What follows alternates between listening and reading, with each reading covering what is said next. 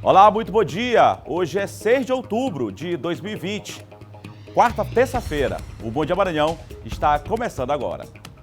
Apesar da flexibilização no setor comercial e aquecimento da economia, perspectiva de venda para o Dia das Crianças é menor do que no ano passado. Reunião define planejamento do repasse de auxílio para mulheres vítimas de violência no Maranhão. Lei foi sancionada recentemente no estado.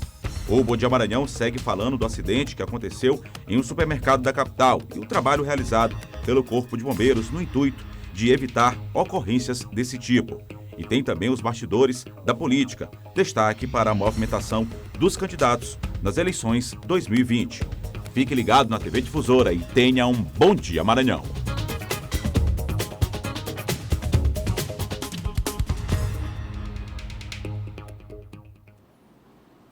Terça-feira, pessoal. Um ótimo dia a vocês. Muito bom dia. Obrigado pelo carinho da audiência. Vocês que nos acompanham em todo o estado do Maranhão. Logo depois do Bandeira 2, aqui trazendo muita informação ainda para vocês. Bandeira 2 que encerrou agora há pouco com o Silvan Alves. Daqui a pouco ele volta para falar sobre segurança também. Tem a participação de Diogo Coutrinho comentando aí os bastidores da política, claro, destacando as eleições 2020. Fique ligado, você vai ficar sabendo aí que 2 candidatos à prefeitura aqui da capital, São Luís, tiveram problemas aí por conta da Covid-19. Claro, a gente vai trazer também a agenda aí dos candidatos, trazer toda a movimentação aqui na capital e também no interior do estado. Daqui a pouco tem a participação de Imperatriz, Caxias, as informações de todo o estado do Maranhão. Eu também vou receber aqui o Coronel Célio Roberto, comandante do Corpo de Bombeiros, para uma entrevista para a gente falar sobre vários assuntos relacionados aí ao Corpo de Bombeiros. As principais notícias, você já sabe, acordando muito bem informado, às 6 da manhã com o Bandeira 2 e logo coladinho tem o Bom Dia Maranhão, tá ok? Obrigado aí pelo carinho da audiência em todo o estado do Maranhão. Olha, a gente começa essa edição do Bom Dia Maranhão falando aqui que foram discutidas as regras do programa que vai beneficiar mulheres vítimas de violência aqui no estado do Maranhão. Os critérios foram definidos baseados em uma lei federal. Esta reunião técnica é para acertar detalhes de como vai funcionar o Aluguel Maria da Penha, instituído através de uma lei sancionada recentemente. O aluguel social instituído será mensal e terá o valor de R$ 600. A prioridade serão mulheres em situação de vulnerabilidade que têm filhos menor de idade. O programa será coordenado pela Secretaria Estadual da Mulher. E vai durar até 1 ano, mas ele vai ser concedido na medida do prazo das medidas protetivas de urgências que são concedidas pelo Poder Judiciário com prazos. Atualmente, a mulher em situação de violência já tem outros benefícios, caso não tenha como voltar para casa. Um deles é a casa-abrigo. Se verificar que a mulher ainda continua nessa situação de risco e não tem mesmo outro local para quem ela possa contar, para onde ela possa ir, até mesmo de familiares, ela é encaminhada para casa-abrigo do Tribunal de Justiça, né? Que é um abrigo sigiloso, mas em prol dessa segurança dessa mulher. De acordo com a lei de número 11.350, de 2 de outubro de 2020, receberá o benefício a mulher que estiver sob medida protetiva expedida de acordo com a lei federal 11.340, de agosto de 2006, que comprove situação de vulnerabilidade de forma a não conseguir arcar com as despesas de sua moradia, que tinha renda familiar anterior à separação de até 2 salários mínimos e que não possui parentes até 2º grau em linha reta no mesmo município de sua residência. A própria Lei Maria da Penha, ela prevê que o homem agressor saia do lar e a mulher fique juntamente com os filhos e que este agressor ele não se aproxime do local, não se aproxime da mulher, né? Mantenha certa distância. Então, essa lei do aluguel social Maria da Penha, ela vem para se somar a outras políticas já existentes. Mulheres de todo o estado que se encaixam nos critérios serão alcançadas com a lei. A gente vai lembrar que esse benefício não será concedido apenas para as mulheres de São Luís ou da região metropolitana, mas vai atingir inclusive as mulheres onde não há comarca, né? Onde não há um juiz residindo ali naquele determinado local. Pois é, lei valendo para todo o estado do Maranhão, foi sancionada aí pelo governador Flávio Dino, então vale para todo o estado. Importante esse auxílio para as mulheres vítimas de violência, muitas têm inclusive filhos, né? Tem essa questão de se deslocar, tem inclusive uma lei municipal, né, de transporte público que foi aprovado pela Câmara Municipal de São Luís para conceder transporte público gratuito para as mulheres irem até a delegacia, irem até a Casa da Mulher Brasileira, assistência social.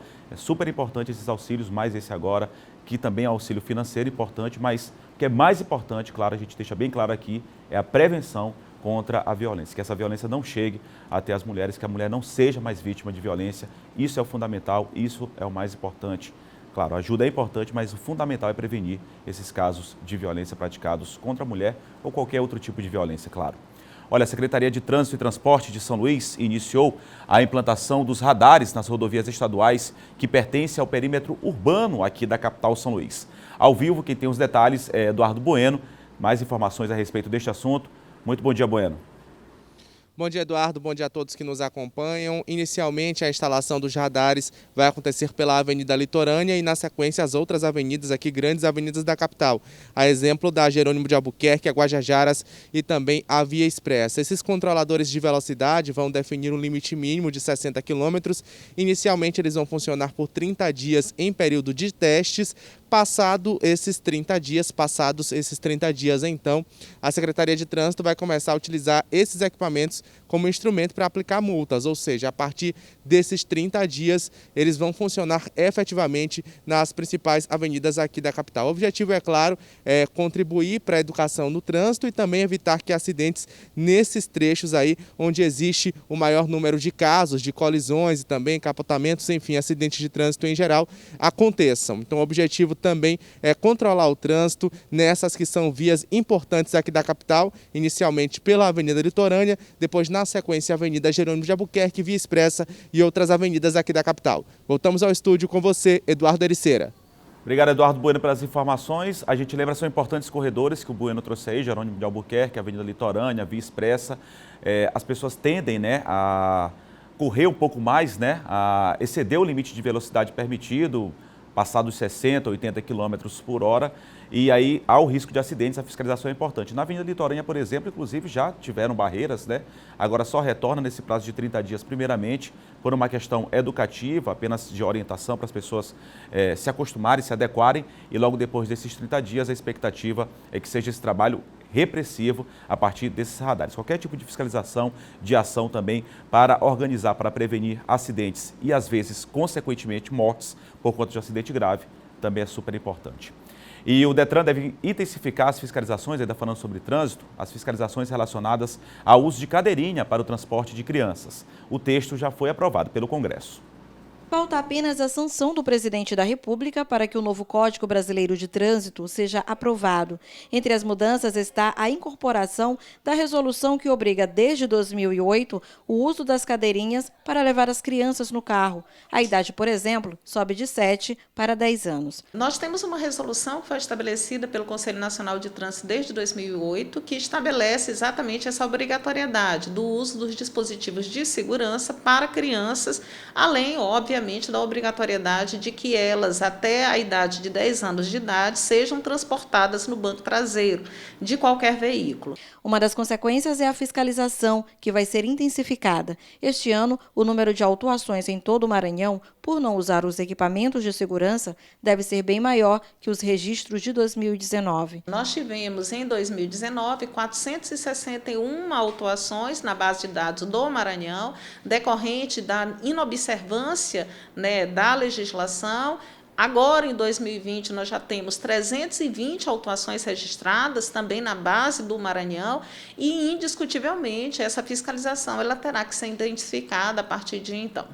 A Organização Mundial de Saúde alerta que usar estes dispositivos reduz a morte de crianças em até 80%. De acordo com os órgãos de trânsito, a redução do número de crianças mortas em acidentes por não usar a cadeirinha é de 12,6% de 2010 para cá, quando foram iniciadas as fiscalizações.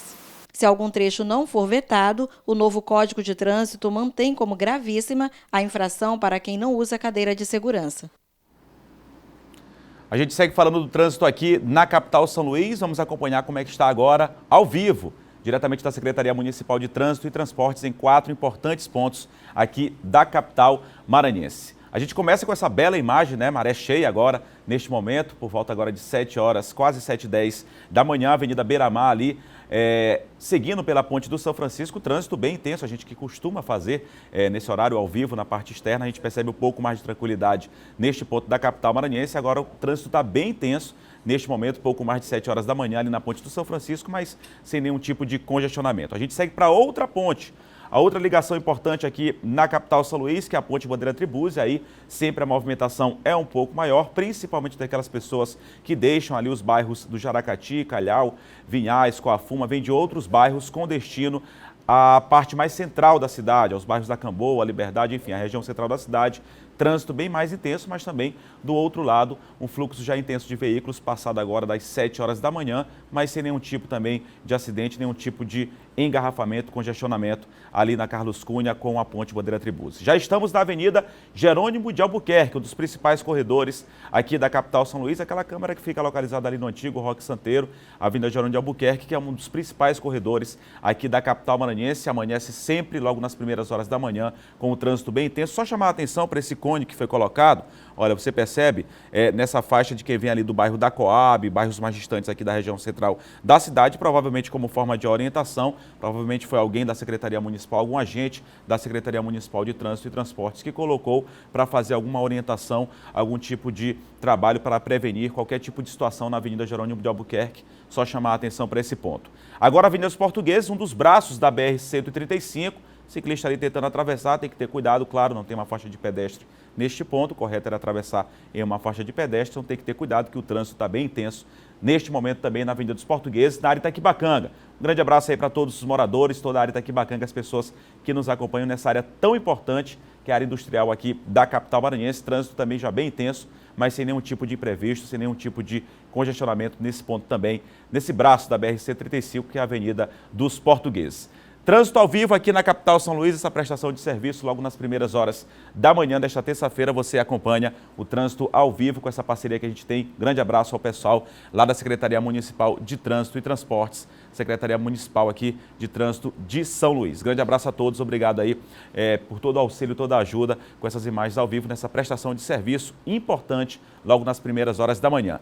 Da capital maranhense a gente segue para a segunda maior cidade do estado, a cidade de Imperatriz. A gente acompanha agora imagens ao vivo do trânsito na segunda maior cidade do estado. Essa é a Avenida Dorival Pinheiro de Souza, o cruzamento com a Simplício Moreira, Praça de Fátima. Nesse momento, trânsito bem tranquilo nessa avenida lá na cidade de Imperatriz. Trânsito bem tranquilo neste momento. Também agora imagens ao vivo que a gente acompanha lá da cidade de Imperatriz, neste momento do trânsito na segunda maior cidade do estado, lá no município de Imperatriz. A gente segue falando, trazendo informações, a gente mostrou agora há pouco imagens ao vivo do trânsito, agora são 7 horas e 13 minutos, a gente segue por lá, pela região Tocantina, lá no município de Imperatriz, trazendo as principais informações da região Tocantina. Quem está aqui comigo hoje, mais uma vez nesta terça-feira, é o Geisel Nascimento, que traz as informações sobre os testes para a Covid-19 que estão sendo realizados em idosos e gestantes. Teve início, inclusive, o sistema de drive-thru aí em Imperatriz, Geisel. Eu queria que você falasse, além desse sistema de drive-thru, como é que está a situação da Covid-19 aí no município de Imperatriz, as ações que estão sendo realizadas para tentar conter também a pandemia aí na nossa segunda maior cidade do estado. Geisel, é com você. Bom dia, Eduardo. Bom dia a todos acompanhando a nossa programação. Olha, esta ação do governo do estado começou ontem, segunda-feira, dia 5. Então, vai ser de segunda a sexta, de 8 horas da manhã até as 4 horas da tarde. Esta ação está acontecendo no estacionamento do Centro de Convenções aqui da cidade de Imperatriz. A prioridade é que serão realizados 600 testes diários para que seja esse público-alvo possa estar lá sendo atendido. O governo do Maranhão, através da Secretaria de Estado da Saúde, montou esse sistema de drive-thru para idosos e pessoas com idade igual ou superior a 60 anos e gestantes, que apresentem ou não sintomas gripais. Todos eles têm que realizar esses testes, serão cerca de 600 testes diários, serão realizados durante todo esse atendimento, que vai até o dia 23 de outubro. As gestantes são, de fato, um grupo de risco, pois, segundo as informações da Secretaria de Estado da Saúde, tiveram muitos casos de complicações de mulheres no 7º e 8º mês de gestação. Os idosos, chega de 78% dos óbitos no estado são de pessoas idosas. Então, o formato é esse que você está vendo aí, em que a pessoa não precisa sair do automóvel para realizar o teste. Tudo isso é para garantir praticidade, agilidade e toda uma segurança. Pacientes cujo teste derem positivo, Eduardo, estão sendo encaminhados para avaliação médica e prescrição de medicamentos. Já aqueles que apresentarem um quadro mais agudo, havendo necessidades, serão imediatamente referenciados para internação. Para realizar o teste, aqui uma informação. É preciso apresentar um documento oficial com foto e, no caso das gestantes, também um cartão da gestante. E uma informação interessante, se você for procurar um hospital ou uma farmácia para pagar particular esse teste rápido, custa apenas R$300 ou mais. Então, aproveite essa oportunidade. O público-alvo é gestantes e também os idosos. E uma última informação, Eduardo, hoje terá troca de comando no 14º Batalhão da Polícia Militar aqui de Imperatriz. A passagem de comando vai acontecer hoje, a partir das 9 horas da manhã, onde no ato vai assumir o Major Claudinei Luiz Santos do Nascimento em substituição ao Tenente-Coronel Jorge Antônio de Araújo Júnior. Vai acontecer hoje às 9 horas da manhã, lá no Bom Sucesso, no quartel do Bom Sucesso aqui em Imperatriz. Voltamos ao estúdio com você, Eduardo, aí em São Luís. Obrigado, Geisé Nascimento, trazendo as principais informações lá da cidade de Imperatriz. Importante esse sistema drive-thru. Aconteceu também aqui na capital São Luís, foram mais de 14 mil atendimentos, como o Geisel trouxe, falou bem, não é muito barato esse exame sorológico, deu uma diminuída no preço, mas não é muito barato, então, e a questão da testagem é super importante para saber essa questão da curva de contágio do novo coronavírus, de controle da pandemia como um todo, então deu certo aqui na capital maranhense, mais de 14 mil atendimentos, coordenado aí pela empresa maranhense de serviços hospitalares, organizado pela Secretaria de Saúde, e agora acontece lá no município de Imperatriz, tem tudo também para fazer essa testagem e ser super importante para controle da pandemia, uma medida super importante, essa informação que o Geisel trouxe. Aqui foram mais de 14 mil atendimentos. 7 horas e 16 minutos, confira agora o nosso giro de notícias. O Ministério Público do Maranhão, a pedido do município de São Luís, solicitou a interdição total do terminal de integração da Praia Grande, localizado na região central da capital maranhense. O local segue interditado parcialmente e somente 2 plataformas continuam em funcionamento. O pedido foi enviado pelo órgão nesta segunda-feira para a Vara de Interesses Difusos e Coletivos de São Luís. De acordo com o documento, o local apresenta estruturas muito comprometidas e as reformas realizadas no terminal não são suficientes para sanar os problemas encontrados durante vistorias realizadas por equipes do Corpo de Bombeiros e Defesa Civil. O Ministério Público anunciou que vai inspecionar todos os supermercados do segmento de atacado em São Luís e que pretende convocar os donos dos estabelecimentos. O objetivo é propor um acordo para impedir que a reposição de mercadorias seja feita enquanto os clientes estiverem dentro dos estabelecimentos. Na última sexta-feira, uma pessoa morreu e outras 8 ficaram feridas em um grave acidente em uma rede de supermercados da capital. O Brasil começou nesta segunda-feira a etapa de testes clínicos para avaliar se a vacina BCG, originalmente usada contra a tuberculose, também é eficaz para evitar o contágio ou as formas graves da Covid-19. Durante os próximos 2 meses, 1.000 profissionais de saúde serão recrutados e vacinados.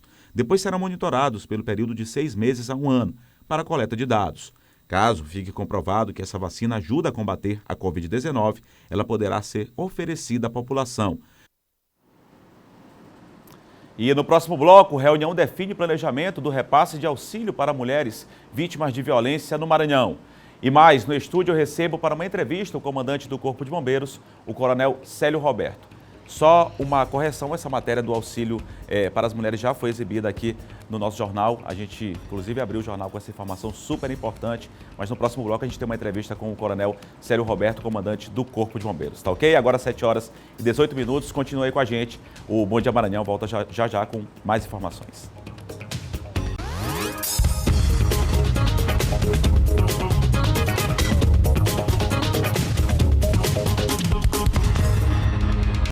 Bom Dia Maranhão de volta aqui pela TV Difusora, agora 7 horas e 22 minutos e o Instituto de Criminalística concluiu o laudo sobre as causas da morte da idosa enterrada de forma clandestina em Pasto Lumiar.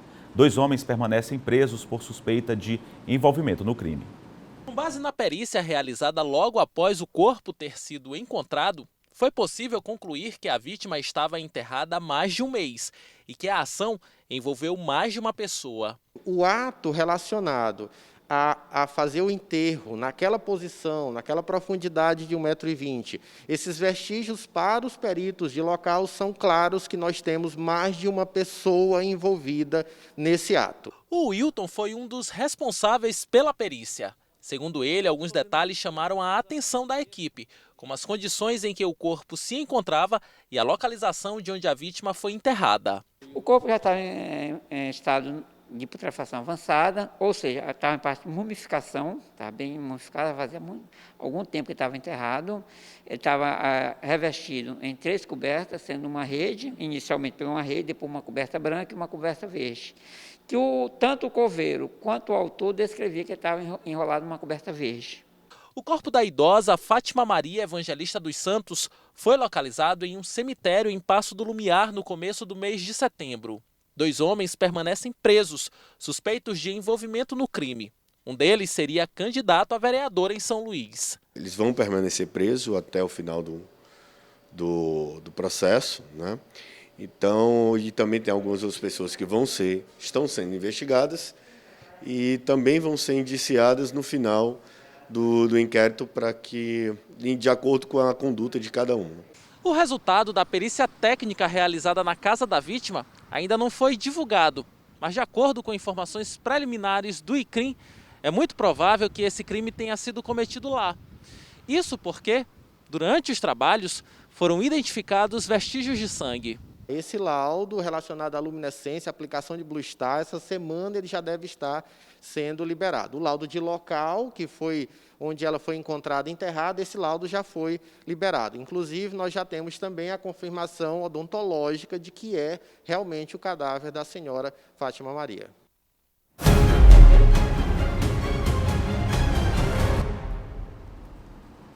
7h24, a gente segue falando de segurança aqui no Bom Dia Maranhão, já comigo Silvan Alves. Muito bom dia, Silvan. Bom dia, Eduardo, bom dia a todos. Silvan, a gente começa falando sobre, inclusive a gente comentou ontem, né, sobre essa questão de segurança no transporte de aplicativos, no transporte também público da capital maranhense, inclusive nesse sistema de transporte que envolve rodoviários, também pessoas que são usuários desse sistema de transporte. Teve mais um assalto a ônibus que foi registrado aí nas últimas 24 horas, pelo menos mais um assalto, né? Sim, é inegável, Eduardo, que depois que foram intensificadas as operações, no caso da Operação Catraca, e infelizmente depois da morte daquele motorista, houve uma redução nesse número de ocorrências. É claro que não vai se conseguir zerar, é impossível você zerar a questão dos assaltos, mas algumas falhas elas precisam ser reparadas, como por exemplo, esse ônibus da linha do Tropical São Francisco foi assaltado ontem, o ônibus passou por uma barreira, a barreira estava montada ali na Avenida Marechal Castelo Branco, no São Francisco, e os bandidos passaram a arma para 2 meninas que estavam com eles, e na barreira não tinha policial feminina para fazer justamente essa abordagem em mulheres. Resultado, quando passou da barreira, eles receberam as armas de volta e assaltaram o ônibus já na ponte aqui, na ponte do São Francisco, roubaram todo mundo, roubaram o passageiro, roubaram a renda. Então essas coisas assim são pequenas coisas que precisam ser afinadas, precisam ser corrigidas, porque já há muito tempo, desde o início dessas operações Catraca, já vinha se reclamando da falta das PM-FEM, no caso são as policiais femininas, que são de extrema importância nesse caso de abordagem, porque hoje até o crime é compartilhado, o cara compartilha, leva uma parceira e ele sabe, né, automaticamente dessa deficiência que existe nas barreiras, então ele já leva uma parceira justamente para passar a arma e conseguir furar a barreira, furar o bloqueio, como aconteceu infelizmente ontem à noite. Essa ocorrência foi registrada no plantão central da Rua do Norte, aqui na região central da cidade. Ninguém foi preso. E que fique bem claro, né, Silvan? A questão da abordagem, as pessoas têm que ser fiscalizadas, ser abordadas e não ficarem chateadas por isso. É o trabalho da polícia, que seja claro, homem, que seja mulher. A abordagem é uma abordagem natural, o trabalho da polícia em relação à questão de segurança. Por que o policial não aborda a mulher? Ele não pode, é uma questão de constrangimento. Tem que ter a policial feminina para fazer essa abordagem. Tem que ter a policial feminina. O policial, se ele fizer isso, ele corre o risco, né, de estar cometendo um crime e ser responsabilizado por isso. Então, o policial ele não pode fazer esse tipo de abordagem, embora ele veja uma mulher que esteja suspeita ali, mas ele tem os limites dele, ele não pode avançar aquele limite. Sim, com certeza, Silvan, bem lembrado.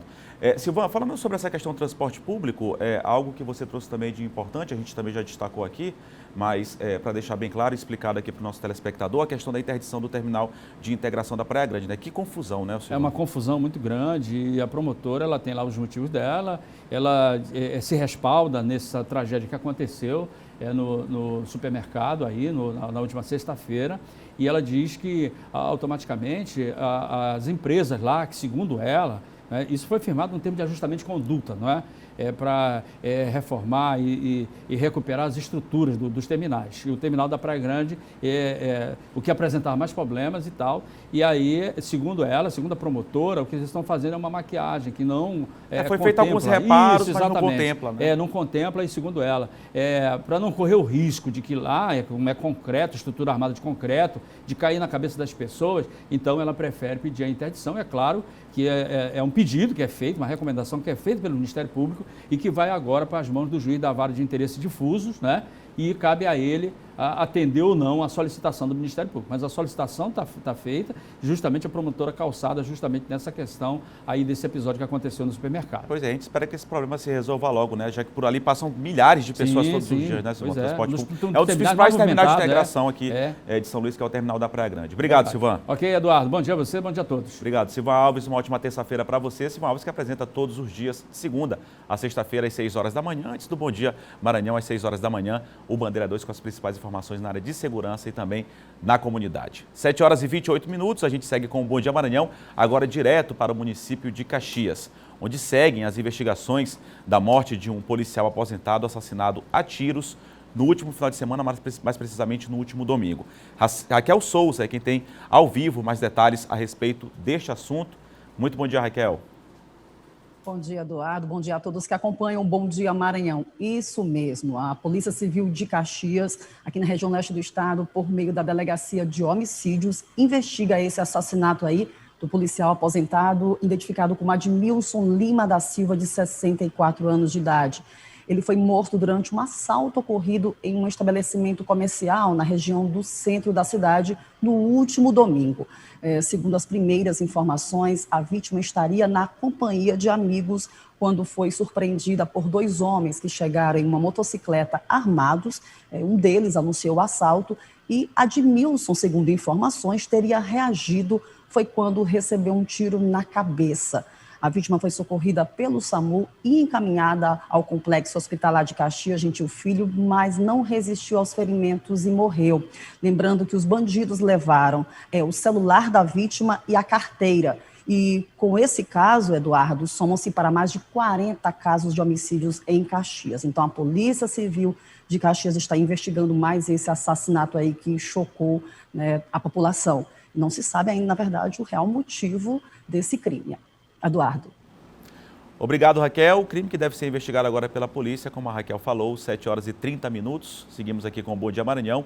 E a respeito ainda sobre investigação, segue as investigações relacionadas a um acidente ocorrido em um supermercado aqui na capital. O Corpo de Bombeiros trabalha nos casos de sinistro, como foi esse que aconteceu em um supermercado aqui de São Luís, registrados em estabelecimentos comerciais e prédios residenciais e também na vistoria desses locais, com o intuito de evitar ocorrências como incêndios, por exemplo. Para falar sobre esses e outros assuntos, eu recebo aqui no estúdio do Bom Dia Maranhão o Coronel Célio Roberto, que é comandante do Corpo de Bombeiros do Estado do Maranhão.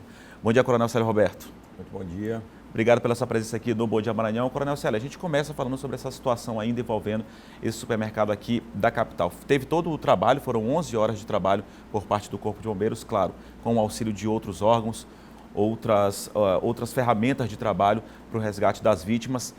E agora está na fase de investigação. A investigação por parte da Polícia Civil, por parte do Ministério Público do Trabalho. Mas como é que funciona essa questão? Pós esse tipo de acidente, o trabalho do Corpo de Bombeiros, há algum debate, algum diálogo a respeito deste assunto? E em relação às fiscalizações, como é que tem sido feito esse trabalho, tanto em estabelecimentos comerciais, como eu disse aqui, a prédios residenciais também? Muito bem. Esse evento que aconteceu no Atacarejo, ali da Curva do 90,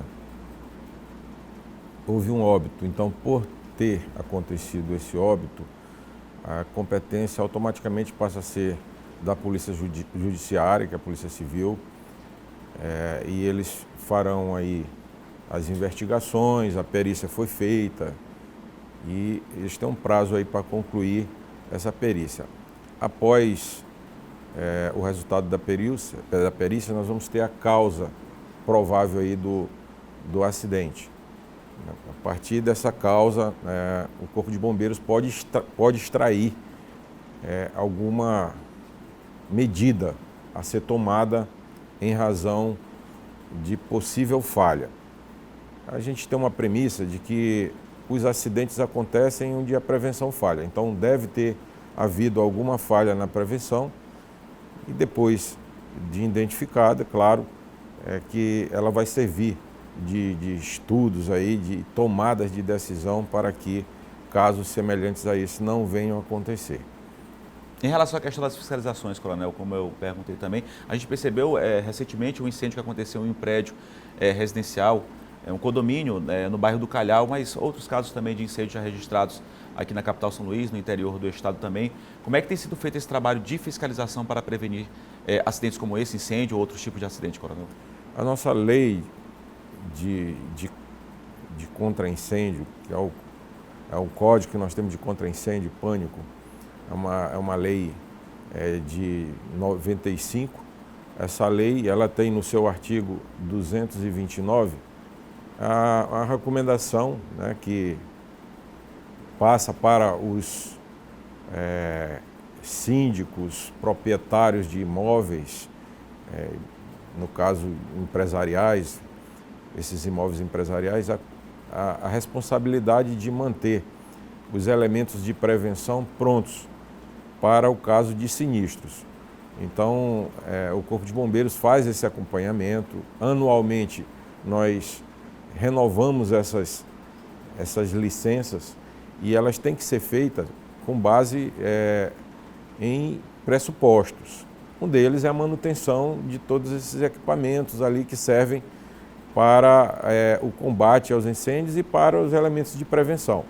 Então, tudo tem que estar funcionando porque nós não sabemos a que momento acontecerá o sinistro. Então, os extintores têm que estar funcionando, os hidrantes têm que estar funcionando, com pressurização. Então, o Corpo de Bombeiros utiliza, né, essa água que tem nos reservatórios, que é a reserva técnica de incêndio, usada para esse fim. Primeiro se utiliza toda a água do prédio para depois, em seguida, se utilizar das nossas viaturas. E até mesmo para que as brigadas ou os funcionários dos condomínios eles entrem em ação, utilizando também, até a chegada do bombeiro, os elementos de prevenção do prédio.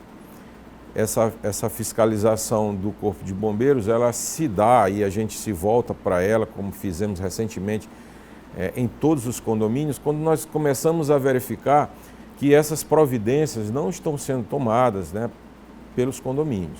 E aí a gente deixa à disposição o número 193 para qualquer morador ou, no caso de estabelecimentos comerciais, né, qualquer funcionário ligar informando, né, de uma possível falha para que de imediato nós adotemos as medidas cabíveis, né, de correção aí junto aos responsáveis por esses prédios para que se regularize. 193, então, portanto, o telefone que as pessoas também podem manter esse contato com o Corpo de Bombeiros. Coronel, aproveitar também sua presença aqui para falar de um tema super importante, que é a questão das queimadas. Como é que está essa questão de prevenção, combate às queimadas no interior do estado e até de alguns casos que já ocorreram e continuam ocorrendo, como recentemente na Avenida Litorânea, aqui na capital São Luís? O Maranhão, apesar de estar na 4ª posição dentre os estados da Amazônia Legal, nós temos muitas queimadas acontecendo, é claro, nós estamos com esse número aí que indica isso.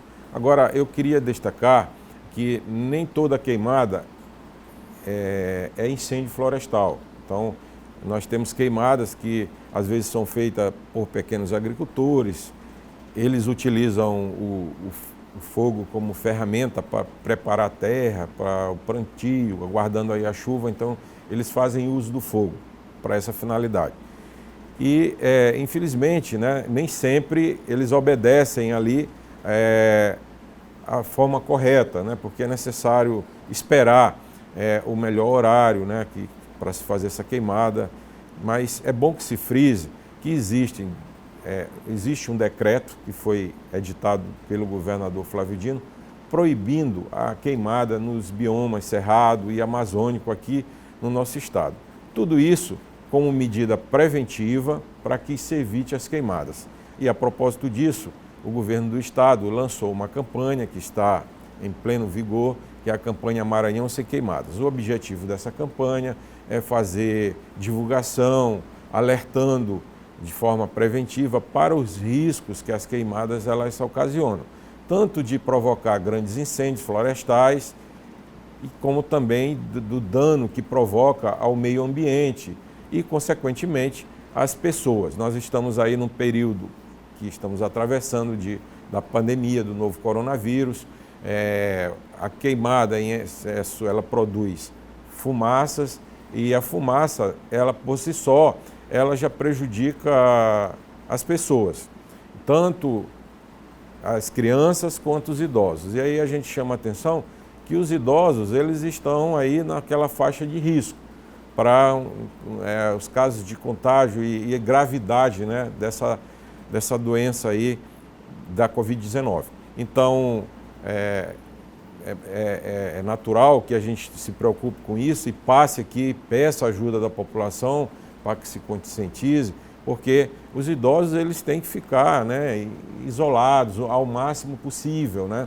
Então a fumaça ela termina perpassando aí os muros, entrando nas casas. Quando é incêndio de grandes proporções, então a situação fica ainda pior, né? Exatamente. E tendo que com isso os idosos se deslocar para os hospitais e se expondo, por óbvio, a um risco de um contágio. Então a gente também recomenda por esse lado. É um ano atípico que a gente está atravessando, muito embora nesse período aqui do segundo semestre de todos os anos, no Maranhão, nós tenhamos esse fenômeno aí com a estiagem, né? Aí você tem também esses fenômenos aí das queimadas que acontecem e que a gente tem que, a todo custo, todos os anos, orientar a população para que evite fazer a queimada.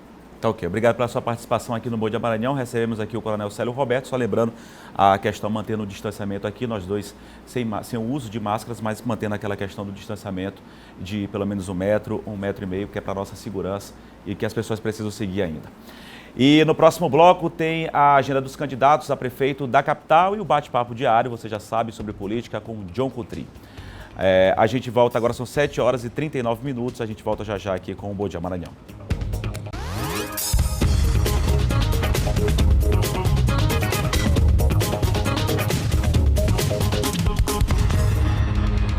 Bom Dia Maranhão está de volta, agora 7h42 e vamos conferir aqui os dados, os números do último boletim da Covid-19 divulgado pela Secretaria Estadual de Saúde, que já contabiliza aí 175.753 casos confirmados do novo coronavírus, isso segundo aí informações da Secretaria Estadual de Saúde.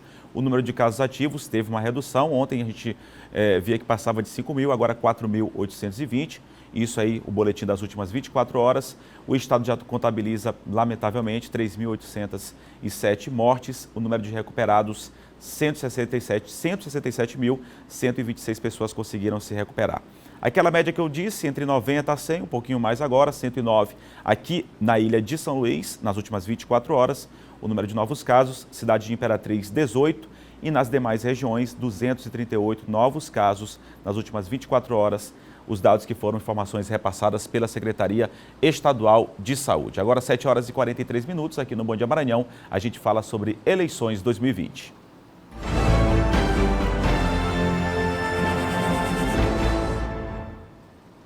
E a TV Sinal Verde, difusora, dando continuidade à série de sabatina com os 8 candidatos a prefeito em Caxias, entrevistou nessa segunda, durante o programa Boa Tarde Caxias, o candidato Adelmo Soares. O objetivo é ajudar o eleitor a conhecer melhor as propostas das chapas e tirar dúvidas da população antes da eleição, marcada para o dia 15 de novembro. O professor Auro Almeida sabe bem disso. Afirma que só assim a população poderá votar com consciência. Nem todo mundo pode estar presente em todas as reuniões dos candidatos a prefeito, ou seja, vereador da cidade. Então, quando isso é transmitido pelos nossos meios de comunicação, torna-se mais fácil a pessoa entender o que realmente são as propostas para a nossa cidade. Nesta segunda-feira foi a vez de Adelmo do Partido Comunista do Brasil, PCdoB, o quinto candidato entrevistado pelo jornalista Ricardo Marques e também pela população, que tem participação direta no programa Boa Tarde Caxias, teve meia hora para mostrar suas propostas de governo. É muito importante nós virmos aqui, porque a gente está dando direito à população de escolher entre os melhores. E a partir daí, cada um fala as suas propostas, o povo decide e no dia 15 de novembro, se Deus quiser, está feita a eleição. O desempenho de cada entrevistado é julgado pelo eleitor. Está sendo um desempenho regular, né? Razoável, mas é um desempenho que pode sempre melhorar, né? Por quê? Porque é um momento em que o eleitor, né, o telespectador, o ouvinte, ele vai ter a oportunidade de ouvir. As sabatinas também estão sendo transmitidas em cadeia com a Rádio Sinal Verde e pelo Facebook, sempre a partir das 12h30. Pois é, a TV Difusora de Caxias, assim como a de Imperatriz, aqui em São Luís, e toda a nossa equipe, levando essas informações para vocês dos candidatos, para que você, na hora de votar, escolha o melhor candidato. Aí a gente fazendo esse trabalho democrático com todo o eleitorado dos municípios maranhenses. E hoje, o entrevistado do Boa Tarde Caxias será o candidato Arnaldo Rodrigues, do PSOL, a partir de 12h30. E teve início ontem a série de sabatinas com os candidatos à Prefeitura de Imperatriz. A primeira entrevistada foi Mariana Carvalho, do PSC.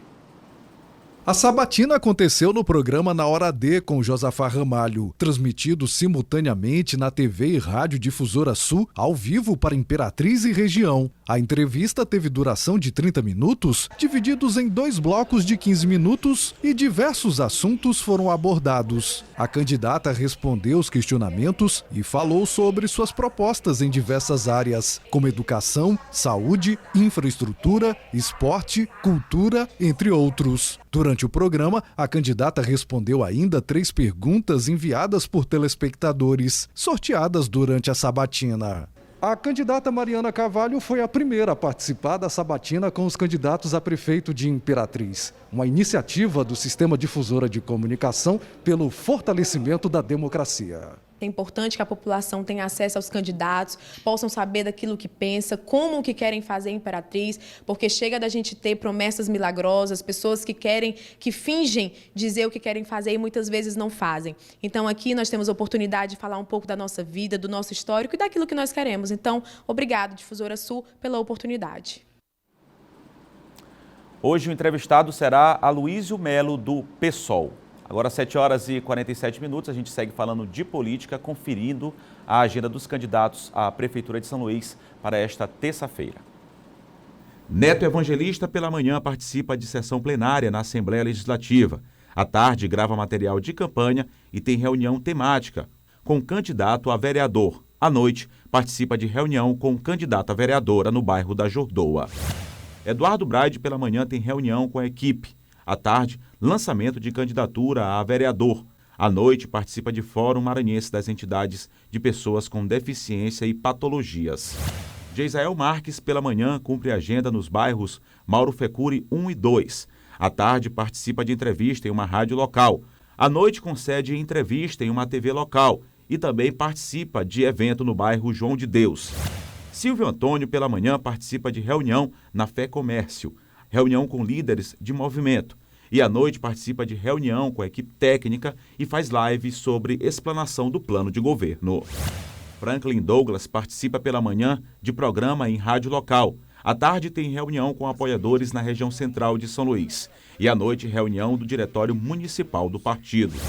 Estes dias, pela manhã e pela tarde, participa de entrevistas em rádios locais. À tarde faz gravação de conteúdo para as redes sociais. Duarte Júnior, pela manhã, faz caminhada na Aurora. Participa de sessão na Assembleia Legislativa. À tarde tem reunião com lideranças e também faz caminhada na Cidade Olímpica. À noite, participa de evento no bairro Radional. Iglesio Moisés, pela manhã, participa de entrevista à TV local e também tem atividade parlamentar na Assembleia Legislativa. À tarde, participa de entrevista em uma TV local e participa de gravação de conteúdo para internet, rádio e televisão. Também tem reunião com coordenação de campanha e também visita a comunidade da Vila Conceição. À noite tem reunião com a equipe de comunicação. Rubem Júnior divulgou que pela manhã tem caminhada prevista no bairro do João Paulo. À tarde, outras 2 caminhadas, nos bairros João de Deus e Vila Itamar. Pois é, a respeito do último candidato, que você acompanhou aí a agenda, o candidato Rubem Júnior, do PCdoB, a assessoria do candidato informou que até a recuperação do candidato, os eventos de campanha serão liderados pelo vice na chapa, Honorato Fernandes, pelo presidente estadual do PCdoB, o deputado federal e coordenador da campanha de Rubem Júnior, o deputado federal Márcio Gerri, e pela senadora Elisiane Gama, que compõe a chapa do Lado do Povo. A gente segue falando de política aqui no Bom Dia Maranhão, com a participação de John Coutrinho.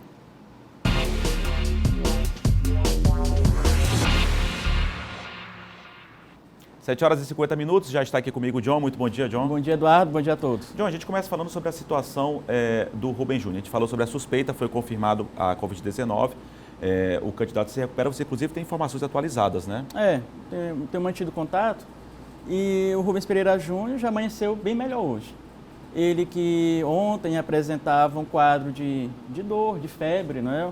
Mal-estar muito grande, fraqueza, e hoje ele já amanheceu bem melhor, com um quadro de febre e de dor eliminado e tomando a medicação, se recuperando, né? Hidratando-se, alimentando-se bem. E muito confiante o Rubens Pereira Júnior, que o mais breve possível estará retornando às suas atividades de campanha aqui em São Luís. Portanto, a gente fica animado, né? A gente torce pela recuperação mais rápida possível, recuperação plena do candidato Rubens Pereira Júnior. E hoje notícia boa, né? Notícia boa, ele acordou sem nenhum sintoma de dor e de febre e está se recuperando bem.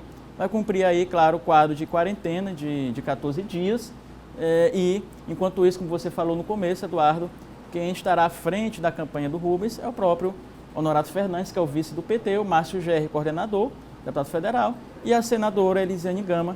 Eles estão muito entusiasmados aí, né, que conseguirão levar adiante aí a campanha do Rubens, que, portanto, se recupera bem, sem nenhum sintoma de dor e de febre no momento. Pois é, o Rubem Júnior, candidato pelo PCdoB, quando melhorar, a gente torce, claro, pela recuperação dele, de todos os candidatos que estejam bem. Claro, é importante ter saúde a todo momento, ainda mais nesse período de pandemia, tá medindo as recomendações aí, cumprindo as recomendações sanitárias. Quando o candidato Rubem Júnior se recuperar, volta aí a sua campanha rumo aí à Prefeitura de São Luís, sua candidatura à Prefeitura de São Luís, junto aí com a sua coligação.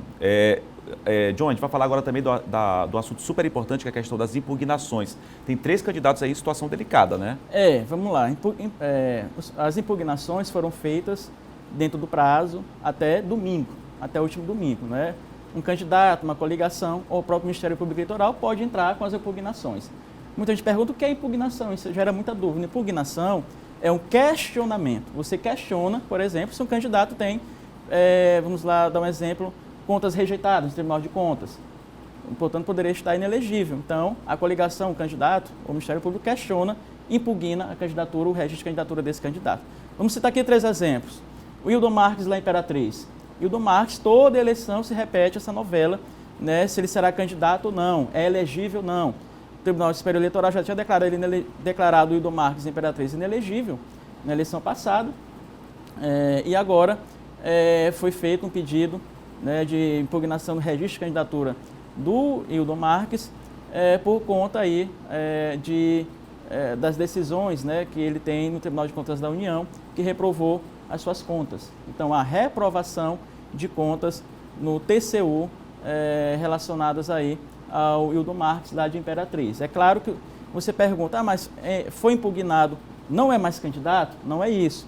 Você questiona, né, um candidato, uma coligação, um partido, ou o próprio Ministério Público Eleitoral, no caso do Hildon, Ministério Público, o promotor, você questiona e a Justiça Eleitoral vai julgar se é procedente ou se não é procedente esse pedido de registro de impugnação do registro de candidatura. No caso do Hildon Marques, lá por contas aí irregulares, julgadas irregulares pelo Tribunal de Contas. Além dele, nós temos o próprio Ricardo Murá. Então a gente pergunta pelo Ricardo Murá. Ricardo Murá é candidato, ex-secretário de Saúde do Maranhão, candidato a prefeito em Coroatá. Também, né, uma coligação adversária, do candidato adversário, impugnou sua candidatura, alegando também problemas na justiça do Ricardo Murá. Ele tem problemas na justiça e também teria contas reprovadas pelo Tribunal de Contas e também aí não declarou os bens dele de forma correta, e isso aí poderia, portanto, aí, gerar uma impugnação do Ricardo Murat. Também aguardará julgamento. Além dele, lá em Barreirinhas, o prefeito Albérico também sofreu um pedido de impugnação do registro da sua candidatura. Ele que é candidato lá em Barreirinhas à reeleição, o Albérico. Portanto, esses 3 nomes aí, apenas para citar, Eduardo, o que vem acontecendo aí em relação às candidaturas no interior do Maranhão, as impugnações. Agora a gente aguarda aí o parecer do julgamento da Justiça Eleitoral em relação a esses 3 nomes. Claro, e trazendo informações sempre que surge essa questão de impugnação e atualizando também a respeito desses 3 candidatos. João, só para encerrar a questão do Wellington, ele foi meio que boicotado aí pelo PSDB, não é mais candidato à Prefeitura de São Luís, já declarou apoio a alguém? Ele se manifestou, Eduardo, nas redes sociais sobre isso, sobre o apoio que ele vai dar aqui em São Luís, e disse que está analisando as propostas de governo. Vamos acompanhar o vídeo. Durante a pré-campanha, estivemos nas ruas da nossa cidade, com o projeto Ouvindo São Luís. Percorremos vários bairros, identificamos os problemas, nós fizemos muitas reuniões, ouvindo a população e juntos construímos o melhor e mais completo plano de governo para São Luís. Mas, infelizmente, eu não sou mais candidato a prefeito. De forma covarde, eu fui retirado da disputa, mesmo estando em segundo lugar em todas as pesquisas. No entanto, eu não desisti. E é por isso que estamos concluindo a análise da proposta de governo de todos os candidatos, para que nós possamos decidir qual candidato nós vamos apoiar. E eu quero agradecer a você pela confiança de continuar comigo para que juntos nós possamos escolher o próximo prefeito de São Luís. Nós não desistimos, nós acreditamos e lutamos por uma São Luís melhor. E juntos vamos escolher o próximo prefeito de São Luís. Estamos juntos.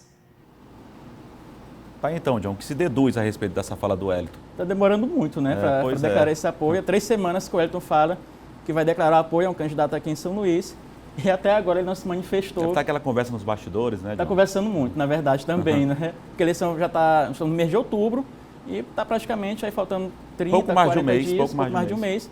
O Wellington ainda não se manifestou, está conversando aí, analisando as propostas, segundo ele. Tá ok. Obrigado, John Coutrinho. Você volta amanhã com a gente no Bom Dia Maranhão. John Coutrinho comentando sobre política, sempre trazendo aqui os bastidores da política, o cenário local e o cenário nacional também, focando, claro, nas eleições 2020. Agora a gente vai acompanhar como é que está o tempo aqui na capital São Luís. Importante essa bela imagem ali da Avenida Beira-Mar, ao fundo a Baía de São Marcos. Tempo aberto neste momento, parecendo um pouco nublado, algumas nuvens, mas o sol brilhando aqui na capital maranhense. A temperatura mínima para a capital São Luís é de 25 e a máxima pode chegar aos 33 graus. Está muito calor aqui na capital São Luís, neste período agora de estiagem. Está aí céu aberto, algumas nuvens, mas o sol estava brilhando até agora há pouco. Agora deu uma encoberta por alguma nuvem, mas o tempo está bacana agora nesse momento aqui na capital São Luís, nessa bela imagem que a gente acompanha da Avenida Beira-Mar, ao fundo a Baía de São Marcos, trânsito já bem intenso neste momento e o sol brilhando forte aqui na capital São Luís. A gente encerra esta edição. Não, a gente vai acompanhar também o tempo Imperatriz. Vamos acompanhar rapidinho o tempo lá no município de Imperatriz, mais nublado, viu? Mais nublado, como a gente acompanha agora imagens ao vivo neste momento do tempo lá na cidade de Imperatriz, neste momento. Um pouco mais nublado, imagens ao vivo que a gente acompanha agora da segunda maior cidade do estado. Essa bela imagem também lá da cidade de Imperatriz, o tempo um pouco mais encoberto em comparação aqui à capital São Luís, tá ok? A gente acompanhou então a previsão do tempo aqui para a capital maranhense, também lá na cidade de Imperatriz. E o Bom Dia Maranhão desta terça-feira fica por aqui. A todos um ótimo dia. A gente se vê amanhã a partir das 7 horas da manhã. Continue acompanhando a nossa programação aqui na TV Difusora. A gente espera amanhã às 7 horas da manhã. A gente encerra o jornal de hoje com imagens ao vivo da Baía de São Marcos, ao fundo ali o bairro do São Francisco, aqui na capital São Luís. A gente tem um encontro marcado amanhã. Espero todos, 7 da manhã. Até lá.